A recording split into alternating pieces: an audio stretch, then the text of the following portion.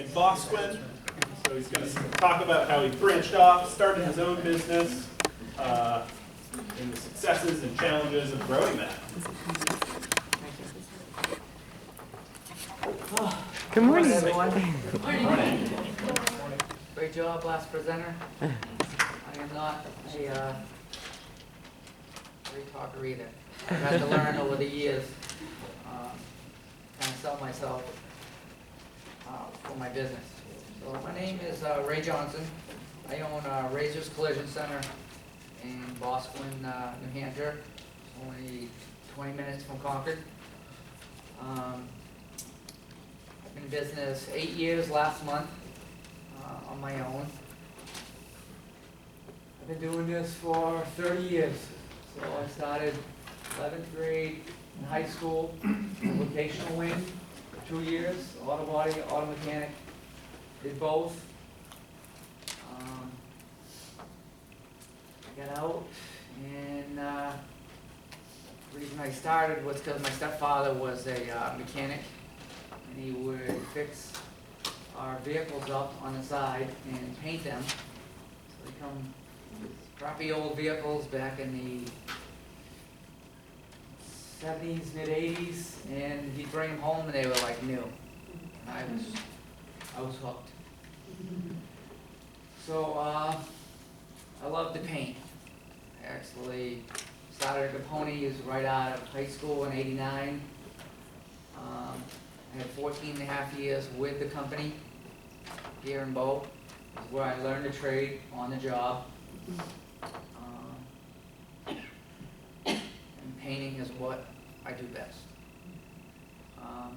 So our shop fixes anything and everything. New, old, restorations, bikes, anything that you need fixed, we do. Last year, we were getting more, not as much insurance work as what you see now. What the business is. It's mostly insurance. If you get in an accident, you're gonna figure out what you need to do. You're gonna call your insurance company. I got in an accident. They're gonna tell you go to Banks, or it would have been Grapponi's or Guyman's or one of them outlets. You pick where you want to go. Sometimes they steer you, and that's not always good for you, but it's good for them because they get breaks on you going to one of their shops, rates, and price cuts, and parts. But bigger is not always better. Bigger means they need more volume, they need it in quicker, they need it in faster. In return, you get what you get when your vehicle's fixed. Once it's done, if you're not happy, it's not right for what you should be. And then you play the games of trying to go back, get it fixed, dealing with the shop, and sometimes they fix it, sometimes they'll blow you off, and you gotta deal with insurance. Ideally, you don't get a good job with your vehicle being fixed. So these are some pictures of the shop. It's a 5,000 square foot building, fully finished with frame machine, lifts, paint room, spray booth, just like everybody in town. But you don't know who I am because I'm not a big name. Banks, Ponies, Guyman's has been in business for a long time. Jeff went to school with me, same class, and took over his father's business. So he's had 50 years with his father, probably being open, another 30 with him being there. So they're locked up with Concord pretty well because they know the pre-established business. So they have all the insurance, they have all the work, and they do probably one of the better jobs than the other bigger shops, other than myself. They refer a lot of work to me, but the stuff that they don't want to do. They don't do rust work, They don't do complete paint jobs. They won't paint bikes.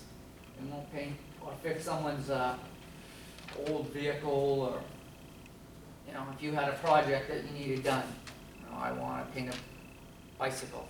I want to paint a tank, or any type of project that you have that's something different. It's not a body shop. We would do that you guys, what someone would want and want to pay us to do. So in the 8 years from starting from scratch, it was just a foundation. And an old basketball coach of mine, I said, "What do you do for work again?" And he's like, "I restore Corvettes, just old Corvettes." And I said, "I'm looking for a place to work out of." And he said, "Well, I don't really have any place right now, but see me in a year or so." Over Ponies, down to Toyota, was downsizing, and Toyota wanted their building back. So the body shop needed to move. Back in the early 90s, 2000s, Raponi Body Shop was one of the biggest body shops in New England. I started at Ford. There was a hole in the wall in the back. We moved to Toyota, and we were the biggest. I mean, we had 12, 13 techs. We had 3 spray booths down back. I painted every day. We painted 13, 15, 20 cars a week. It was like a factory amount of work and cars that we did. But I learned how to do production. I'd be great with my time, work with others, and really learn the trade. But I couldn't really do it my way because it needed to be done at a certain pace. It needed to come in and it needed to go, and at times it didn't matter. It needed to be done. It wasn't about the car or the job. It needed to go today, regardless of whereabouts it was. So it would get sent. And people would come back. And some would, or some wouldn't. So if you weren't happy and you just didn't ever come back, we lost you for good. If you did come back, you still weren't happy, and we were still busy. So we're trying to do the work that we have and fix repairs, and it was just a snowball effect. People just got not happy, didn't come back. So the difference with my shop is it doesn't leave unless I'm happy with it. And if I'm happy with it, you sure ain't gonna know that it's been touched.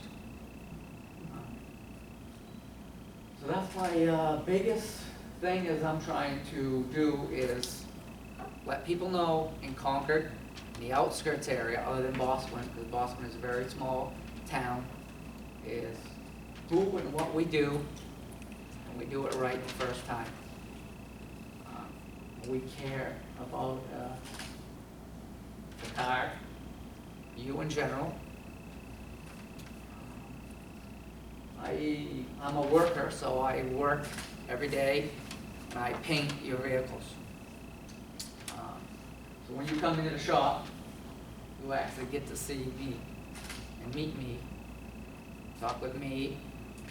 We have 2 other workers right now, a tech that can fix anything, any crash, any repair, and we have another painter that I put in the office because he's better at doing the computer estimating. He's a part-time cop.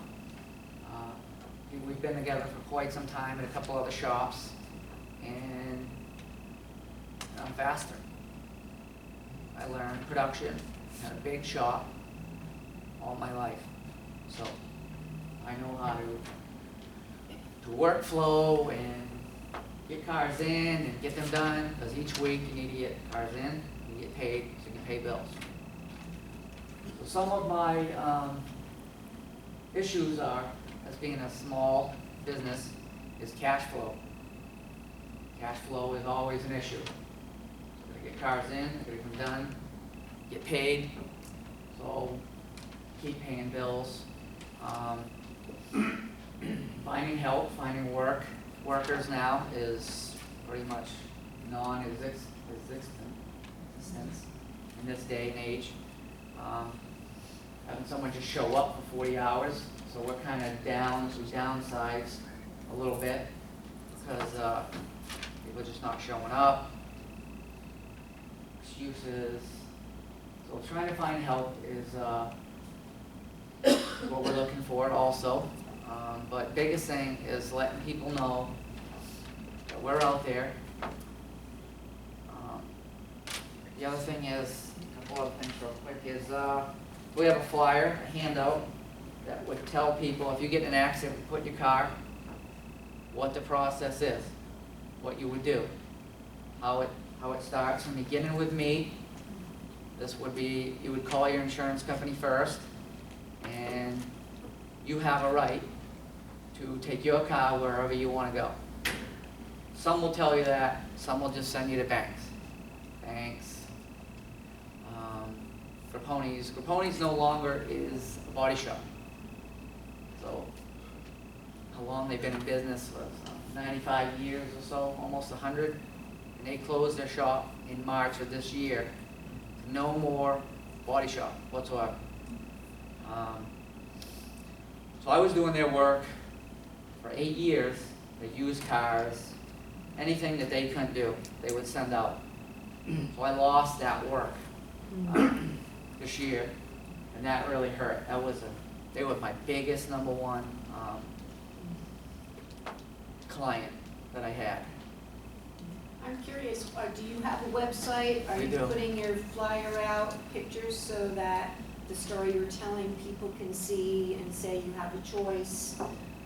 With We have a pictures of website, the- we do a Facebook page, I've done car shows, I've done Old Home Days in Boston for a parade, and we drive vehicles in the parade to show vehicles we've done. Market days last year, I had a booth and I had as many cars as I could allow when I did the flyers, I did cards. I've done local newspapers in town for what I could afford. Like you said, everything costs money. So I've tried many things. Yeah, I'll be, like, you know, I know we've talked before about the online stuff, and we fixed the Google. You're showing up in searches, and I think that's one thing, but I think the core opportunity for you is developing relationships with individual insurance agents, and really getting them to be to have you be their go-to guy. We know a guy that is essentially what he did from a networking kind of standpoint, and he gets a steady deal flow of people all the time. Because if the insurance work, if they're steering it in other places away from you, but I think that's the biggest opportunity. And they have a steady pipeline of people that are getting in accidents, because the first call that a lot of people are making are to their insurance guy. Like, hey, crap, I just crashed into a guy, what do I do? And if you like, oh, you gotta see Ray, you know, like, if you get on their radar and have them be the phone call that they're making, I think that's gonna help, you know, get you a steady flow of leads. So that'd be right. So another quick thing on that is, so a big part of business with the body shop is towing. So whoever is on towing, and the cops, they want the car gone right away. Right. I don't have towing. So whoever shows up is where they're gonna take the vehicle. Some have above all, it's huge. He has trucks, and he's towing pretty much everything, anywhere, and where's it going? He's towing it to his place, regardless of where it's supposed to go, and he's charging people storage, and then they say, wait a minute, why did my vehicle go here when I told you where I wanted to go, or we didn't know where it needed to go? So he's playing that game, but he has the towing capability. So if the cops call, he's on call, he picks them up. So they're going wherever they want to go before I even have a shot to say where they would need to go. Insurance-wise, I've tried. Again, I'm not in town, and that's where most insurance companies want to be. They think all the big shops are in town. Boston's a little town. Razor is not Grapponi's. Key Collision is a big $6 million building that went in just recently on Manchester Street. And their work is awful. People have Googled, people Google them, and they have bad ratings, and that's where I'm starting to finally get some work. Is people just automatically don't know where to go, and they're Googling, and they're finding the ratings, and they're like diamonds and razors. 5-star, 5-star. And we've gotten some work from that alone. Just last week, a couple weeks ago, a girl called me and said, my vehicle's at Key, I want it out of there. I've had nothing but good starts already, their Google rating's bad, what do I gotta do? And I said, you're either gonna call your insurance company and tell them you want it out of there. I said, it's gonna be tough to do, but the car's already there, and they're gonna pull it out, they're gonna pay for another tow, probably ain't gonna happen. I said, but these are some of the things that you're gonna have to deal with, talk with them, if you want it to be at my shop. And it was there in like 2 days. I was amazed that she was able to get it out of there and get it to my shop. They got the parts, the whole vehicle was torn apart, so it's like a puzzle put together. But I educated her on what was gonna happen, how to deal with it, and say, I want my vehicle out of there. It's my vehicle. I have every right to bring it where I want. It landed there. I didn't ever say it was to go there. Now I want it out. So I talked to her, got it through. It's at the shop. Be done right. That was the white Jeep. That was completely smashed and torn apart. Okay, I have this card here that says Razor's Collision Center, and that's how people may think of it. On the other hand, listening to you, you'd really rather do painting. So, maybe you need to think about, could you find a different name, like Razor's Auto Painting? And another thing is you seem to be the only one that wants to do repair rust. So you call yourself Ray's Rust Repair. Some name that orients toward kind of a different part of the market, because the difference between you and banks is you don't have to get in whatever 100 cars a week to pay your overhead. You can get by with a lot fewer than that. And I'm thinking, why don't you look at the market you want?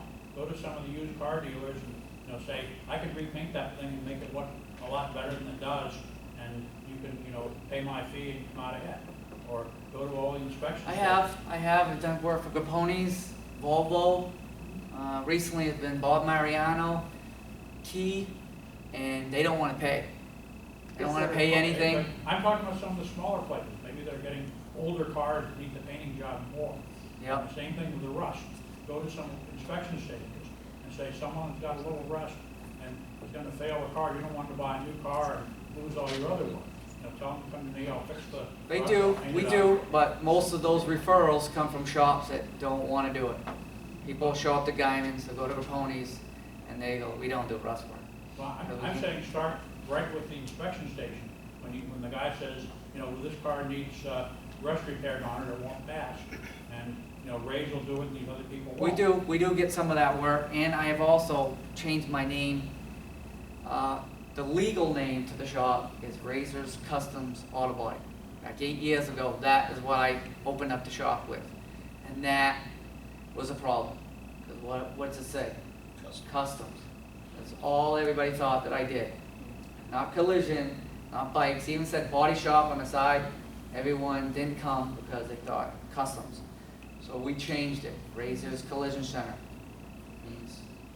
But it sounds like the collision business is highly competitive with the big shops, and you'd rather be painting anyway.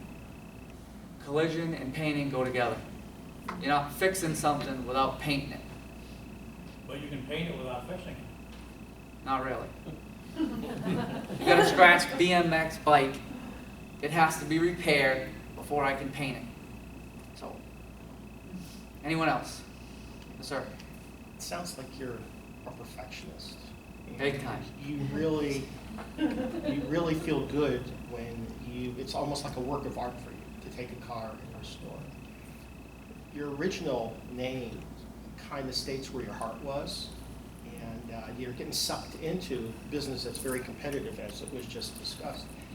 Have you thought about going back and focusing on where your heart is? And for instance, I know people that do car restoration. I mean, they rebuild old antique cars. Yeah.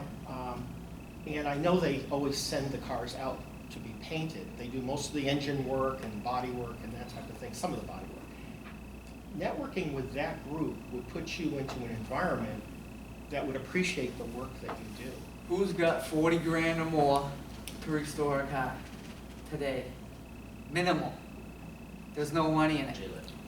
We do it. I beg to differ. Well, you know, I beg to differ. Certain people do, but in the meantime, if I don't have 40 grand up front, I can't keep the doors and what open. I'm saying is, I know people that rebuilt cars, old, 30s, 40s, and restore them, but they always send the cars out to paint. And a friend of mine in Vermont is like, and he's a perfectionist too. He wants his car painted and any rust or body work with perfection. He wants it come back, not a single blemish on it. And that sounds like the environment that you like to work in.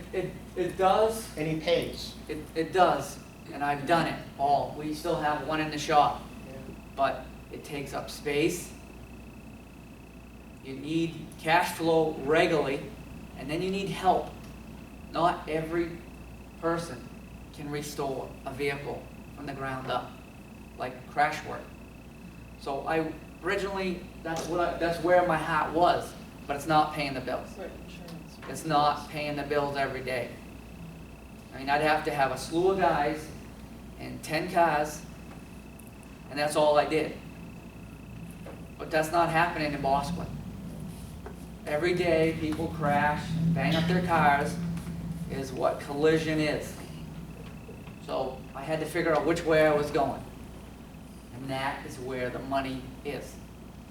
More of us are going to have a crash with a regular car than a car you drive maybe 2-3 times a week. All right, so you've got a lot of information on the inside process of the whole insurance piece. And you've said it several times already that you educate people. Why not take that and do something with social media where you're doing a little bit of education on it and you're reaching a broader audience, like a little video clip or just something to explain to the customer that they have options and not necessarily they have to bring it to you, just general education. Yep. And then What do you guys think about Benny Radio? The radio. I'm like, one of my friends has been doing it, Keyser Automotive in Loudon. He's even farther out than me, and I've been hearing it a lot. He seems to be doing good. He just built another big shop. It's money. Again, it's more money. It's more money out of my pocket. I'm trying to work a deal with them. Do I do some marketing? He wants some cash, and I can work on some of the vehicles and barter. So I've done. That's the thing, like the radio, you're gonna pay for an ad, it's gonna be a quick ad, get your name out there, that's good. But then, also you can do these videos on Facebook for free. Yeah. Yep. And it's just a quick little video, hey guys, I'm here today, and we're gonna talk about, what your options are when you're in an accident. Do you know what to do? I have done a few when I'm painting like 76 Corvette. It's orange. I've done some on some newer cars and show the shine. I could stand up to it and you could see me in the paint job. So I've done some of them, but I probably could do more. But it takes time during the day that I'm actually just finished painting it. Okay, get the camera, take some pictures, do a quick video, go live. Boom, I get a lot of hits. I got a lot of people following me. Probably need to do it more, but I'm a worker on the floor every day. So do the before and after. We do pictures. I didn't bring in my photo album with all kinds of different pictures. So Ray, the question was, do an educational, not Okay. like a look at it, Yeah, but not even worry about the car, Right. nothing like that. Yeah. Sit down in front of a video camera and say, this is how it can work. This is what you can do. Right. By putting those out periodically, whether Okay. it be on Facebook or YouTube. YouTube's phenomenal. or both. Maybe a Yeah. tutorial, Exactly. where it's, hey, today we're talking about how to talk to your insurance company. The education piece, not about your shop, but this is the education piece. When you get in a car accident, you get to decide who fixes your car. Like a did this you is how know? it goes. Yep. Exactly. Yeah, That's that would- what we're talking about. Okay, yes. Sir. So to piggyback on all this, I think you need to do it, but I think you should get the woman who owns that white vehicle to do a testimonial for you. Yeah, Yes. testimonials are great. Because she went through it, she surprised you. So get her on whatever you're doing, whether it's an ad, a video, education, and use her as a testimonial, because as a consumer, I'm much more likely to listen to an impartial third party testifying that, hey, I did this, he helped me, he told me, and I got my car there, and boom, I'm happy. Yeah, we've asked for a few people that were really happy to do a Google and put something in, and that's been helping. It's finally got me on. Do more. Yes. You gotta do more of it. All right, I have like three things. So we maybe go to the schools and see if you could get some, like a student work program to teach your art, because it is an art. I was part of an Autobody business way back in the day. So I know painting and that whole thing. So that, I would think that maybe if you had, you're looking for help, or, maybe you want to pass it down someday, you probably want to have a plan for that. So, I mean, maybe bring in some kids apprenticeship program or something like that. Because then they all have parents and friends and Yeah. friends and friends, and, and if you're teaching somebody a skill, that just could be something that would, make you feel good. Yeah. Secondly, do you do anything like with, I guess, aluminum cars? Like I have a Mercedes. We're starting to. I have a Mercedes that just got hit by a BB gun out in front of the federal building. So we got like 5 cars at the federal building that just got shot up with BB guns. They want me to go to Key, and I've had bad experience over there. So More than likely, they're gonna change the panels. The panels are gonna be changed because yeah, it's not like a piece of sheet metal anymore. Right. I mean, they're Right. flexible. They're See, probably, if they're holding, they're probably gonna have to be. see that I just. And they might not shaking want them. my They'd be like, head. oh, we can just have someone Yeah. aluminum, and that's another specialty that's coming out. Not really. Right, so that's my concern with my car, so I'm like, well, I'm just gonna bring it somewhere and it's gonna rust, a year later, and then I'm stuck with it again, so, that was one of my questions for my personal being. And do you wrap cars at all? Do you No. do nothing like that? So, I mean, that if you. I'd rather paint them and make it shiny and actually make it look good than just wrap a decal on it, and you just paid $7,000, and it can start peeling off, or if you really wanted your car painted, then you would pay me to repaint it, tear it apart, color change it. But if you didn't, you're like, yeah, I really don't know, I'm gonna spend $7,000 and put a wrap on it. You're Well, paying, I'm talking wraps for advertising, there's Right. people that do those, I was just curious if you did it, Yeah. because there's not really a lot of people that do that. no, don't do that. So we're out of time. I want to respect Sorry. people's time. But there is some more great questions, recommendations here, I think, so I encourage you to connect with Ray after. But it is, I know people are getting ready to Thank you kick all off. very much. Nice job, man. So there's some.